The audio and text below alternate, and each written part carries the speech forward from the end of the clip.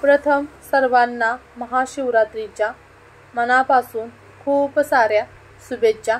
आज आपण टम्म गुबगुबीत फुगलेली अशी उपासाची पुरी बनवणार आहोत।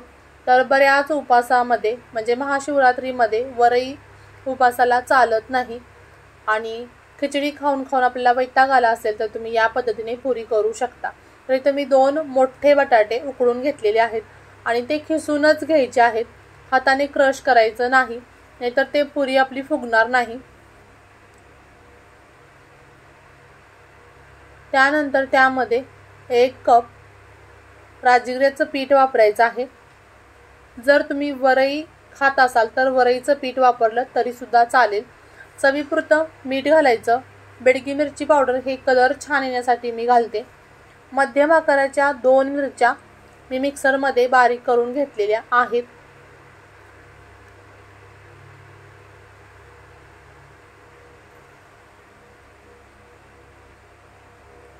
त्यानंतर हे सर्व हाताने व्यवस्थित मिक्स करून घ्यायचं आणि छानसा ह्याचा एक गोळा तयार करून घ्यायचा। पाण्याचा वापर करावा लागत नाही। जर तुम्हाला थोडंसं पीठ पातळ वाटलं तर त्यामध्ये राजगिऱ्याचं पीठ थोडंसं घालायचं आहे, पण हे परफेक्ट प्रमाण आहे। आता हा गोळा मी तयार करून घेतला तर त्याला थोडंसं तेल लावून मी आणखी 2-1 मिनिटं पीठ छान असं मळून घेतलेलं आहे।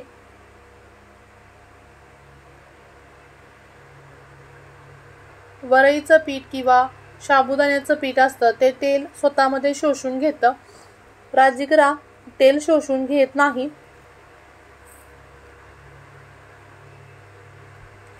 आता आपण 10 मिनिटं हे पीठ असंच ठेवून द्यायचं।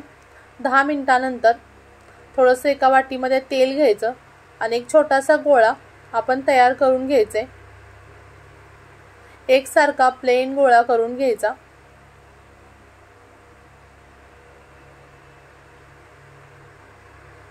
आता पोळपाट घेतलेला आहे। एक प्लास्टिकचा कागद घ्यायचा, त्याला थोडंसं तेल लावायचं,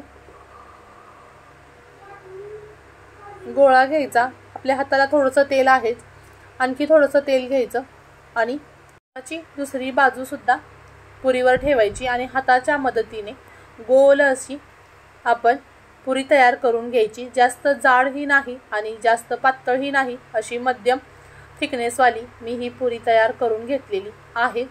एकसारखी गोल करून घ्यायची।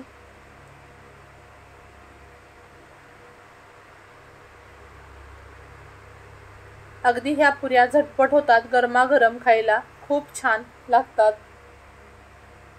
तेल आपलं गरम झालेलं आहे। मी एक छोटासा पिठाचा गोळा सोडून बघितला तर तो वरती आला, याचा अर्थ की आपलं हे जे तेल आहे ते व्यवस्थित गरम झालेलं आहे। आता आपण ही पुरी तळून घेऊ।